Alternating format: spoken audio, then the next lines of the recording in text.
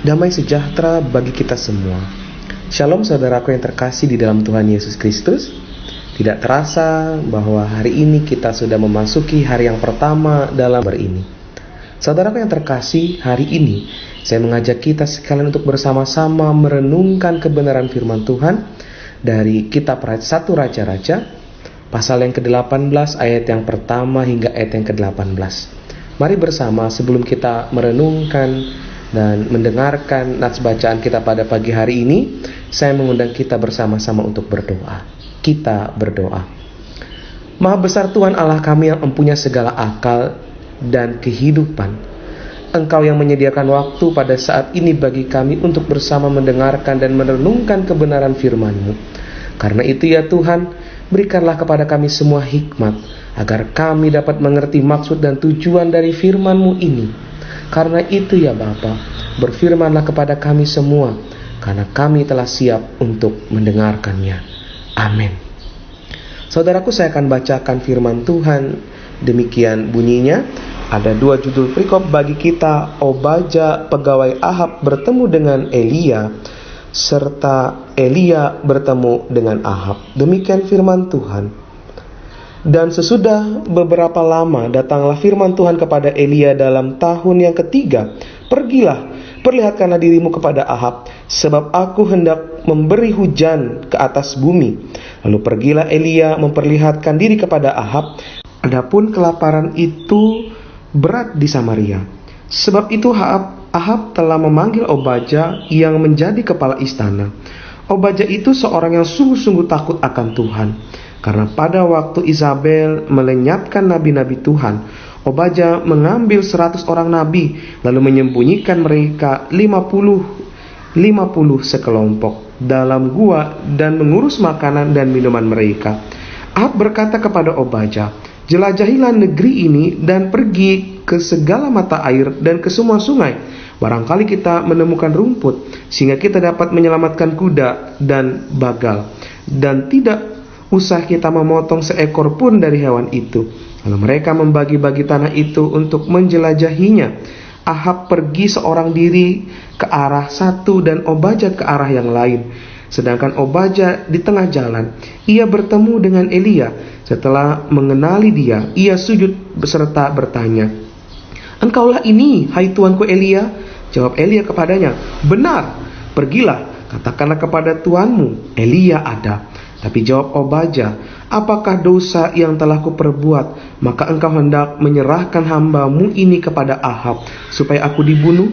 Demi Tuhan, Allahmu yang hidup, sesungguhnya tidak ada bangsa atau kerajaan yang tidak didatangi suruhan tuanku Ahab untuk mencari engkau. Dan apabila orang berkata, ia tidak ada, maka ia menyuruh kerajaan atau bangsa itu bersumpah bahwa engkau tidak ditemukan di sana. Dan sekarang engkau berkata, pergilah, katakanlah kepada tuanmu, Elia ada. Mungkin terjadi apabila aku sudah pergi daripadamu, roh Tuhan mengangkat engkau ke tempat yang tidak ku ketahui. Kalau aku sampai kepada Ahab untuk memberitahukan dan engkau tidak didapatinya, tentulah ia akan membunuh aku. Padahal hamba-Mu ini sejak dari kecilnya takut akan Tuhan. Tidakkah diberitahukan kepada tuanku apa yang telah kulakukan pada waktu Isabel membunuh nabi-nabi Tuhan? Bagaimana aku menyembunyikan 100 orang nabi-nabi Tuhan dalam gua, 50 sekelompok, dan mengurus makan dan minum mereka. Dan sekarang mengapa engkau ini berkata, pergilah, katakanlah kepada tuanmu, Elia ada. Ia pasti akan membunuh aku. Jawab Elia, demi Tuhan semesta alam yang hidup yang kulayani, sesungguhnya hari ini juga aku akan memperlihatkan diri kepadanya. Lalu pergilah Obaja menemui Ahab dan memberitahukan hal itu kepadanya. Kemudian Ahab pergi menemui Elia. Segera sesudah Ahab melihat Elia, ia berkata kepadanya, engkaulah itu yang mencelakakan Israel? Jawab Elia kepadanya, bukan aku yang mencelakakan Israel, melainkan engkau ini dan kaum keluargamu, sebab kamu telah meninggalkan perintah-perintah Tuhan, dan engkau ini telah mengikuti para Baal.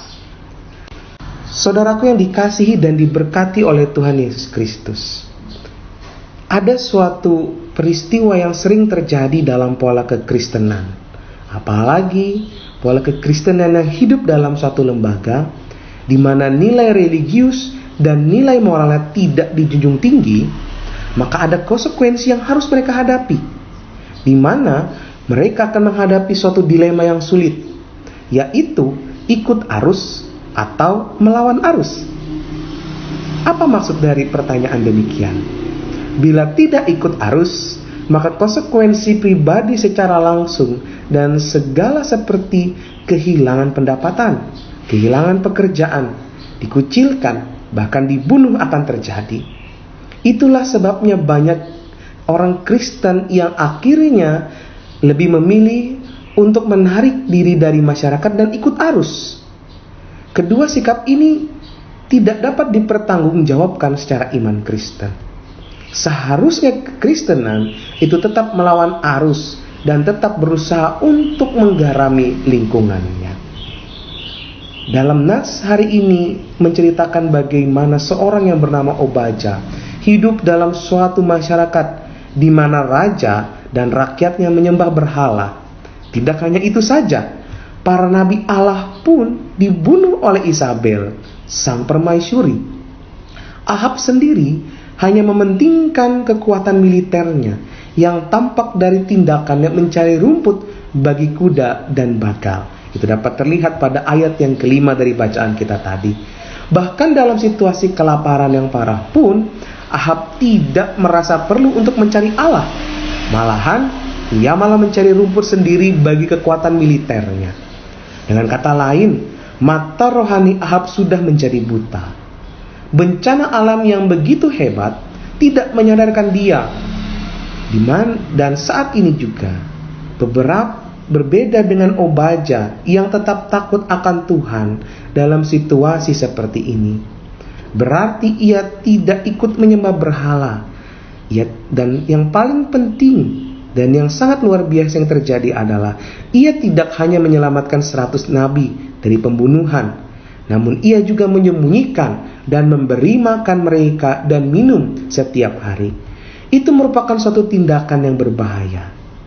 Obaja adalah seorang yang berani melawan arus, dan ia pun berhasil dalam karirnya dengan menjadi kepala istana. Orang seperti Obaja inilah yang dipakai Tuhan sebagai alatnya, tidak hanya sebagai penyelamat 100 orang nabi, namun juga sebagai perantara antara Elia dan Ahab. Coba bayangkan saudara-saudaraku, jika tidak ada orang seperti Obaja, bagaimana Elia dapat meminta Ahab untuk menemuinya? Seandainya Elia langsung ke istana, ia pasti dibunuh oleh Isabel. Seandainya Elia menemui orang lain yang tidak takut akan Tuhan, maka ia pun sudah pasti dibunuh oleh orang tersebut dengan tujuan mendapatkan pujian dari Ahab dan Isabel. Saudaraku yang terkasih dan yang mengasihi Tuhan Yesus, mari kita renungkan saat ini. Negara kita saat ini membutuhkan dan memerlukan Obaja-Obaja yang mempunyai kemampuan intelektual, yang beriman teguh dan berani melawan arus. Orang-orang yang demikian diperlukan agar bangsa kita ini, terlebih di tengah pandemi COVID-19 ini, mempunyai kesempatan untuk kembali kepada Allah. Tetap kuat, tetap jaga kesehatan. Tuhan Yesus memberkati kita semua. Amin. Mari bersama kita berdoa untuk mengawali setiap aktivitas kita pada pagi hari ini. Dan saya rindu mengajak kita sekalian untuk berdoa secara khusus untuk jemaat yang ada di Datah Koto. Mari kita berdoa. Bapa Sorgawi, Bapa dalam nama Tuhan Yesus Kristus, kami bersyukur Tuhan untuk satu hari lagi boleh kami lewati. Pada pagi hari ini kami ingin menaikkan doa kami atas segala sesuatu yang telah Engkau rancangkan bagi kehidupan kami. Terlebih kebenaran akan firman-Mu boleh diperdengarkan melalui indera pendengaran kami. Kiranya firman-Mu tidak berlalu begitu saja, melainkan melekat kuat dalam pikiran dan hati kami, sehingga kami semakin berakar, bertumbuh dan berbuah di dalam Engkau. Bapa di sorga, Bapa yang baik, Saat ini kami menaikkan doa kami kepada seluruh sidang jemaat-Mu, terlebih jemaat di Datah Koto. Kiranya ya Tuhan, Engkau memberkati mereka dalam setiap pergumulan, pekerjaan, ataupun apapun yang mereka lakukan pada saat ini. Kesehatan dan kekuatan kiranya senantiasa Engkau limpahkan kepada mereka. Kedamaian, cinta, dan kasih setia dalam keluarga senantiasa Engkau lingkupi kepada mereka. Pun pula pelayanan-Mu di jemaat Datah Koto, kiranya senantiasa Kau berkati. Program-program jemaat, baik jangka pendek maupun jangka panjang, kiranya senantiasa Kau tuntun dan sertai Tuhan, agar dapat terrealisasi dengan baik, sesuai dengan harapan mereka bersama-sama, terlebih untuk kemuliaan nama Tuhan.